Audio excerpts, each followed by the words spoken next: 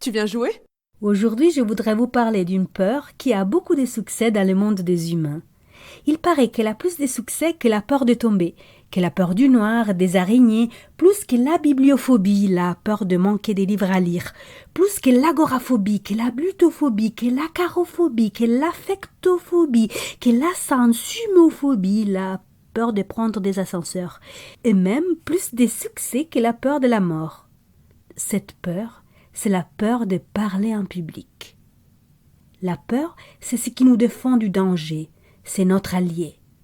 C'est un mécanisme relatif à la survie qui se déclenche lorsque notre organisme est confronté à une source de stress que notre cerveau peut percevoir comme une menace. Toute menace déclenche des émotions de peur destinées à nous alerter afin de réagir activement et se protéger.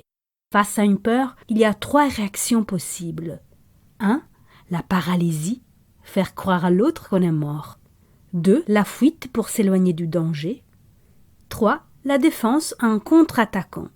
Alors qu'un risque est un événement futur, incertain, indésirable et plus ou moins prévisible qui peut causer éventuellement un dommage aux personnes et aux biens, le danger, c'est ce qui peut concrètement causer un dommage. La survie rentre en jeu. Si tu cours, tu risques de tomber. Cette possibilité existe. Mais en soi, je vous rassure pour en avoir fait une expérience directe beaucoup de fois, courir n'est pas dangereux. À l'inverse, si tu cours sur une flaque d'huile, pour en avoir fait une expérience directe, c'est bien dangereux. C'est bien plus un danger qu'un risque. Dire bonjour à un inconnu, c'est un risque. Dire bonjour à un lion, c'est un danger. Alors, si un lion vient nous dire bonjour, nous pouvons espérer, en restant immobile, qu'il croit que nous sommes morts, donc pas bon à manger. Ou bien essayer de courir plus vite que lui. Bonne chance. Ou alors vous défendre en criant, en rugissant, en lui lançant un objet, en le giflant, schlac, en lui faisant croire d'être plus fort que lui. Et bonne chance aussi. Si un inconnu vient vous dire bonjour et que vous percevez ceci comme un danger et que vous n'êtes pas un être ultra social, vous auriez tendance, par votre instinct, à faire mine d'être mort en regardant bien fixe avec les yeux grands ouverts, ou à vous échapper sur le champ, ou à les gifler. Ou alors, si vous avez plus d'expérience dans le vivre ensemble, vous utiliserez des techniques plus érudites. Faire mine de ne pas l'avoir entendu en regardant ailleurs, faire mine que quelqu'un d'autre vous appelle au téléphone à l'instant et démarrer une conversation imaginaire en laissant l'inconnu seul. Ou alors, lui proposer les monologues devant les miroirs de Vincent Cassel dans le film La haine. Je vous invite à aller visionner ces moments s'il vous a échappé, en demandant à l'inconnu « C'est à moi que tu parles ?» Mais la question c'est « Une personne qui me dit bonjour dans un contexte qu'en soi ne présente pas de menace particulière, que sais-je, en plein jour, en pleine ville, dans une plaine de jeux, est-ce que c'est un danger ?» ou un risque. Si c'est un risque, est-ce que ça vaut la peine de tout de suite faire appel à ces systèmes de défense plutôt fatigants et stressants? Alors oui, la première éducation, c'est certes d'apprendre à distinguer risque et danger. Si la personne qui se rapproche pour me dire bonjour, c'est la femme du mec avec qui je sors en cachette, ou c'est la maman de l'enfant à qui je viens de voler sa glace, vous conviendrez que ce n'est pas la même chose qu'un simple passant qui vient peut-être vous demander le chemin.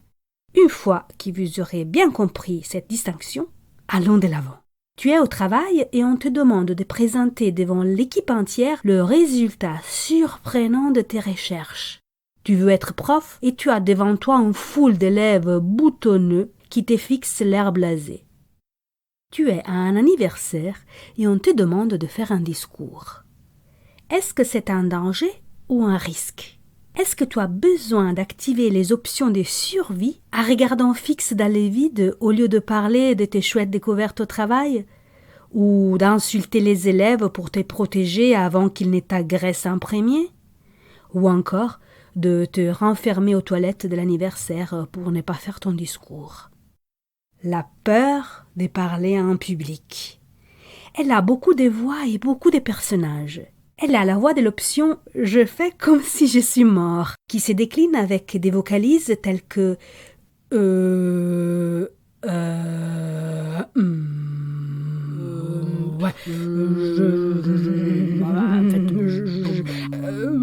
et ainsi de suite. La voix de l'attaque qui te pousse peut-être à dévaloriser les autres pour briller. Non mais t'as vu comment elle parle l'autre? T'as vu comment elle s'est fringuée? Elle n'avait vraiment pas d'autre carte à jouer, celle-là. La voix de la fuite. Si tu ouvres la bouche, mon pote, il faut vraiment que tu sois extraordinaire, hein? Il faut que tu sois bon. Il faut que tout le monde reste époustouflé par ton message. Il faut que tu brilles. Allez, dis un truc époustouflant. Brille. La voix de la honte. C'est ça, les trucs époustouflants que tu avais à dire? Eh ben bravo, hein. Je me félicite. La voix de la catastrophe imminente. C'est bon, ce moment va certainement être filmé. Il fera le buzz sur l'internet. Tous tes copains vont te quitter. Ton mari va te quitter. Même ta mère va t'abandonner, te déshériter. Tu vas perdre ta réputation, ton travail, l'amour, l'argent. Tu vas mourir seul. Mais si on accepte que parler en public, ce n'est pas un danger, nous n'avons qu'à éteindre les mécanismes de survie et apprendre à maîtriser ces voix plutôt gênantes en surfant sur les risques avec un peu d'insouciance infantile. Comment faire? Tout d'abord, utiliser toutes les manières possibles, et on peut faire des 1000 manières, pour revenir au moment présent. Regardez par exemple les gens en face de nous. Les partenaires de jeu si on est à plusieurs à jouer. L'un de mes professeurs d'interprétation simultanée, oui, dans une autre vie j'ai étudié comme interprète, me disait d'imaginer les grands présidents dont nous devions interpréter les mots, nus avec des chaussettes blanches, les moches, hein, c'est une éponge, pour le faire descendre du piédestal social. Moi, je dirais plutôt aujourd'hui de regarder dans les yeux les spectateurs, nos partenaires, de voir nos auditeurs auditrices pour ceux qu'ils, elles sont, des humains. Respirer, écouter sa propre respiration, sentir nos organes en vie, revenir ainsi à nos sensations du moment, à l'ici et le maintenant. Et pourquoi pas anéantir les pouvoirs de ces voix en les dévoilant à notre auditoire. Ouh là là, j'ai une peur bleue de vous parler là. Je me dis que j'aurais dû mettre une cravate. Hein. Vous avez tous une cravate là. C'est que les cravates, moi ça me serre le cou. J'ai l'impression de ne plus arriver à parler alors que j'ai vraiment très envie de vous parler des résultats de ma recherche qui pourraient avancer bien mieux avec vous si je vous la partage. Alors, je vous dis, tout a commencé les jours où Et c'est parti. Alors oui, ma proposition d'aujourd'hui, c'est de se faire des amis parmi vos voix intérieures, de la peur de l'échec. Peut-être pas tout à la fois, mais la prochaine fois qu'elles rentreront en action, déjouez-les. Tu es nul. Bon, effectivement, aussi grâce à toi, ma belle.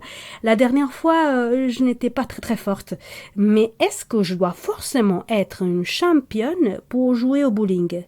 Je ne peux pas simplement m'amuser à jeter la boule des côtés et profiter pour passer un moment avec mes amis et possiblement avec ce joli garçon qui probablement sortira avec moi, même si je ne suis pas une championne du bowling. Tu comprends? Bon, c'est vrai qu'il a l'air gentil. Peut-être trop pour toi, quand même. J'étais d'accord. Je vais chercher à ne pas l'agresser comme mon habitude. Ah oui, bonne idée. Tu pourrais lui demander si parmi ses voix, il a une voix un peu grognonne mais séduisante à me présenter. D'office, je lance juste cette boule et je vais lui parler. Oh, Strike! À jeudi prochain. L'improvue t'invite dans un voyage à travers des personnes et des pensées qui ont grandi grâce aux imprévus et qui viennent ici pour te le raconter